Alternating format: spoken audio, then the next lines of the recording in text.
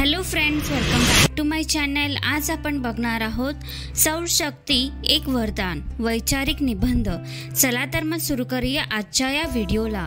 सौर शक्ती म्हणजे सूर्यापासून निघालेल्या किरणांच्या उष्णतेपासून निर्माण केलेली ऊर्जा।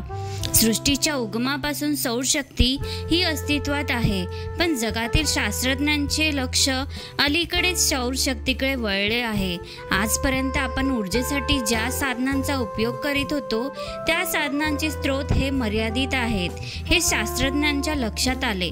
दगडी कोळसा तसेच इतर खनिज संपत्ती हे आता संपण्याच्या मार्गावर आहेत। अणुशक्ती मोठ्या प्रमाणावर उपलब्ध असली आणि खूप काळ पुरण्यासारखी असली तरी ती तयार करण्यासाठी बराच खर्च येतो आणि त्यापासून किरणोत्सर्गाचा धोकाही असतो। म्हणून कधीही न संपणारी ऊर्जा शोधण्यासाठी शास्त्रज्ञांनी संशोधने केली।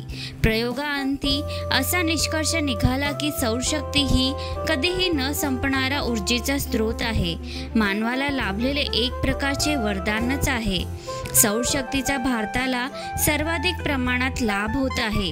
सूर्य आपल्या सहस्त्रकारांनी भारताला तेजाचे ऊर्जेचे दान देत आहे। भारतामध्ये बऱ्याच मोठ्या प्रदेशांमध्ये वर्षातून जवळपास 10 महिने प्रखर सूर्यप्रकाश मिळतो, त्यामुळे ही सौरशक्ती सातत्याने वापरता येऊ शकते। भारतीयांना सौरशक्तीचे महात्म्य पूर्वीच्या काळात देखील समजले होते असे आपल्या निदर्शनास येते। घरातील खाद्यपदार्थ वाढवणे, उन्हे देऊन धान्य टिकवणे, घरामधील वस्तू उन्हामध्ये ठेवून त्यांचे निर्जंतुकीकरण करणे या प्रकारच्या अनेक कामांसाठी सौरशक्तीचा वापर केला जात आहे। काही ठिकाणी स्नान करण्यापूर्वी लहान मुलं बाळ तेलाने मालिश करून कवळ्या उन्हामध्ये बसवतात, त्यामुळे आपल्याला आरोग्यासाठी आवश्यक असणारे डी जीवनसत्व लहान मुलांना मिळते। समुद्राच्या पाण्यापासून जीवनावश्यक मीठ तयार करणे, मासे वाळवणे यांसाठी सौरशक्तीचा उपयोग होतो। अनेक उद्योगधंद्यांसाठी सूर्यापासून मिळणाऱ्या ऊर्जेचा वापर केला जाऊ शकतो। यावर संशोधन अलीकडेच झाले आहे। आजच्या या विज्ञान तंत्रज्ञानाच्या युगामध्ये हल्ली अन्न शिजवण्यासाठी सौर चुली तयार करण्यात आल्या आहेत, त्यामुळेच मोठ्या प्रमाणावर इंधनाची बचत होते। गणकयंत्रेही सूर्यापासून मिळणाऱ्या ऊर्जेवर चालवली जातात।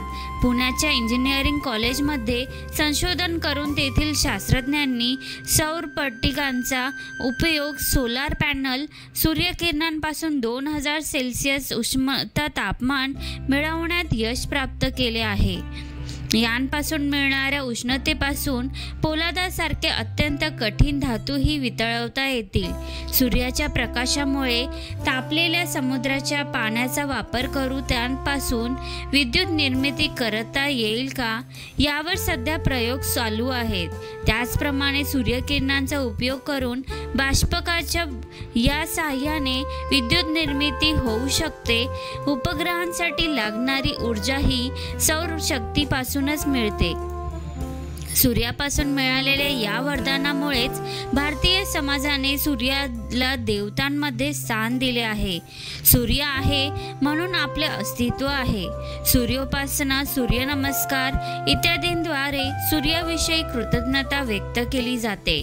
आपल्या सहस्रावधी हातांनी ऊर्जा दान करणाऱ्या या उपकारकर्त्याचे ऋण मानण्या इतका भारतीय समाज नक्कीच कृतज्ञ आहे।